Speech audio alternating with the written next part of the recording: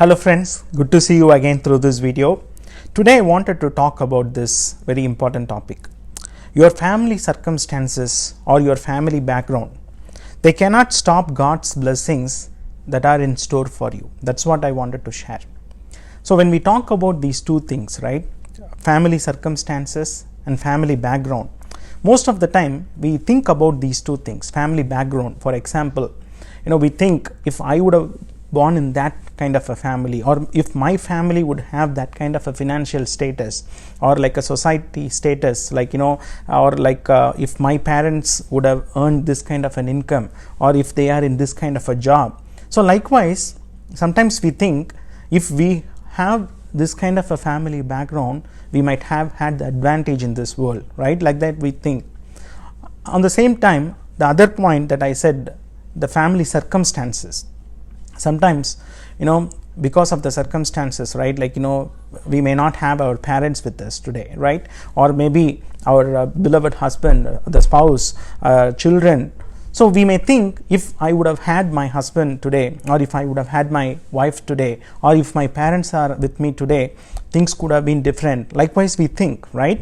So family background and family circumstances, they often play a major part in our thinking when it comes to dealing with our current day affairs. When we go through certain times, certain situations, we feel this could have been different if I had a different family background, or if I had if I had this relationship with me. But what happens most of the time, we fail to realize this truth, that when God created you and me, He put us in that perfect family that He has already planned for you and me, right? He chose who are going to be our parents, right? He chose where we are going to be born.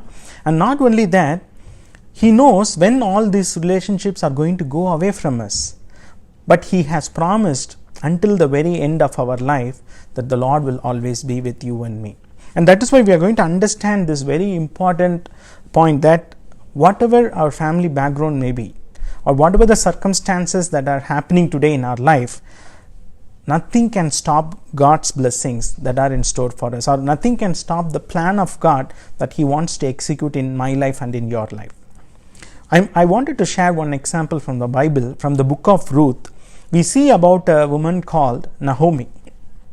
So if I just want to give a quick background about Naomi, right? So Naomi was from the land of Judah, from Bethlehem, and then she went along with her husband and they settled in the land of Moab. So they had two sons.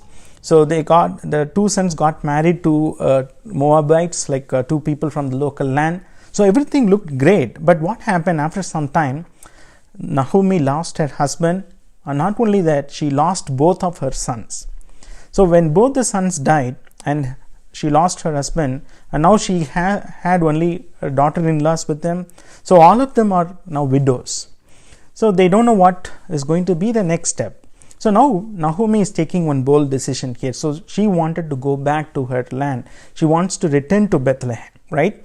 So she asked her daughter-in-laws, and she gave them the freedom to stay in their father's place, like in the land of Moab. So one of the daughter-in-law named Orpah, she stayed there, but another daughter-in-law, Ruth, she came along with Naomi. It is very interesting, when Naomi returned to the land of Judah, right, to the Bethlehem, what happened? People were people were taken aback on seeing the situation of Naomi, because the meaning for the word Naomi is like this: someone who lives in a constant state of happiness, or someone who lives with a constant state of contentment. So in Naomi's life, both these things are not happening, right? It became as a false, it turned false in the life of Naomi. And that is why she's saying like this, when people saw her and asked, is this the Naomi that we know? And look at the reply that she is giving back to them. In Ruth chapter 1 verse 20 and 21, this is what she says. She said to them, do not call me Naomi, call me Mara, for the Almighty has dealt very bitterly with me. And then she says, I went away full, and the Lord has brought me back empty. Why call me Naomi, when the Lord has testified against me and the Almighty has brought calamity upon me. Most of the time, this is the same way we also feel when we go through a calamity or when we go through a difficult time in our life. We think, why the Lord has allowed this? Why the Lord put me in this kind of a situation, right? And the same way, she said, like, I am so sad about this. The Almighty has dealt very bitterly with me. We also feel the same way, right? But what happens after this, as we read the book of Ruth, chapter 2, 3 and 4, we find the Lord did something great in the life of Naomi. And he did it through the life of Ruth, who was her daughter-in-law. So he made Boaz a man in Israel to marry Ruth, and then because of that, they had a son called Obed. The name Obed means gift of God. So what happened? Because Obed was born, now Naomi has got an inheritance, right? Has got a lineage now. Because when her husband died and when her sons died, that's all, like, there was no future lineage for her. And everything looked like as if it was stopped. But now, when Obed was born for Boaz and Ruth, this is what people said about Naomi. Blessed be the Lord, who has not left you this day without a redeemer, and may his name be renowned in Israel. Then it says, and the women of the neighborhood gave him a name, saying, a son has been born to Naomi. They did not even say it as a son for Ruth, but they said it was a son for Naomi, right? And then they named him Obed. He was the father of Jesse, the father of David. He was actually the grandfather of King David. So look at the turn of events, right? Look at how God fulfilled his plan in the life of Naomi. How God brought the blessing in the life of Naomi in spite of her family background and family circumstances looking very bleak, right?